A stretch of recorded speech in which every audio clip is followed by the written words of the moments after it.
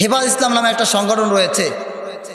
ওই সংগঠনটা রয়েছে অরাজনৈতিক সংগঠন, কিন্তু ওইখানে যারা দায়িত্বশীল রয়েছে তারা ওই সংগঠনটা রাজনৈতিক হিসাবে ব্যবহার করছে। আমি তাদেরকে বলতে চাই, যেভাবে আল্লামা শাহ মাসুবি রহমাতুল্লাহি আলাই ওই সংগঠনকে তৈরি করেছে, সেইভাবে আপনারা ওই সংগঠনকে চালানোর চেষ্টা করেন, দিনের বাতি জ্বালানোর চেষ্টা করেন। কারণ আজকে হজরতের যারা খোলাফা রয়েছে, আল্লামা শাহ মাসুবি রহমাতুল্লাহি আলাই, তার যতগুলো খোলাফা রয়েছে তার মধ্যে আমি একজন নগণ্যতম একজন খোলাফা রয়েছি। তিনি আমাকে ইজাজত দিয়েছেন। কিন্তু দুঃখ লাগে, সারা বাংলাদেশে সমস্ত খোলাফারা এইসব তারা দিনের কাজ করছে কিনা, তাদেরকে এই হেফাজতের মধ্যে সংযুক্ত করা হচ্ছে কিনা।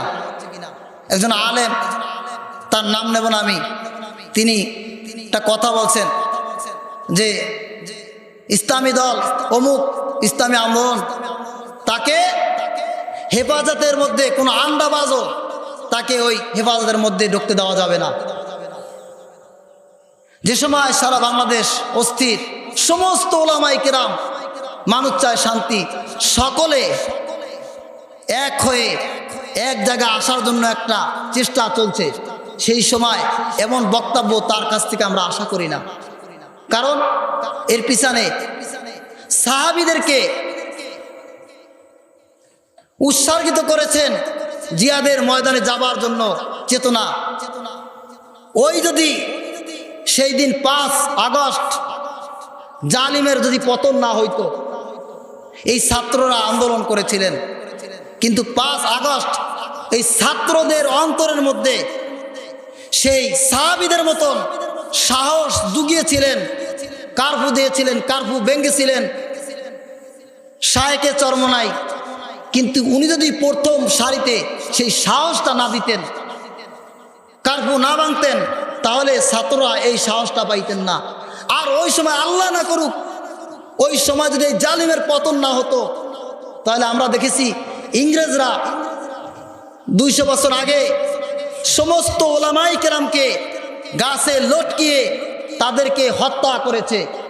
এই জালেমের যদি পতন না হইতো সেই দিন, তাহলে এখনো এই অবস্থা হইতো না, হয়তো সমস্ত আলেমদেরকে গাছের সাথে লটকে এই জালেম হত্যা করতেন, ঠিক কিনা? কিন্তু আমি দুঃখের সাথে বলতে চাই, আমরা মিলেমিশে থাকতে চাই। সারা বাংলাদেশের সমস্ত যত দল আছে, সব দলগুলো এক হয়ে এক কাতারে, তাদের কাছে আহ্বান, আপনারা কাজ করেন। কিন্তু যারা ফাটল সৃষ্টি করতে চায়, এরকম যারা বক্তব্য দেয় যে তাদের আন্ডাবাজও হেফাজতের মধ্যে ঢুকতে দেওয়া যাবে না, আমি তাদেরকে মনে করি যে ওই সমস্ত ব্যক্তিদেরকে হেফাজত থেকে বের করে দেওয়া দরকার। না হয়তো ইসলামের জন্য বড় ক্ষতি হবে।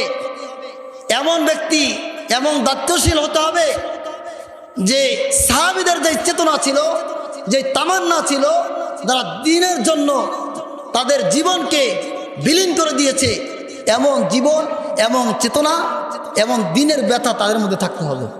এমন ব্যক্তিদেরকে দিনের কাজের জন্য তাদেরকে রাহবার বানাইতে হবে। সেই জন্য আল্লাহ তাআলা আমাদেরকে আমল করা তৌফিক দান করুক। যে কথাগুলো বললাম এর মধ্যে থেকে আমাদেরকে আমল করা তৌফিক দান করুক। আমরা যেন সাহাবীওয়ালা জিন্দেগি এবং চেতনা তৈরি করতে পারি।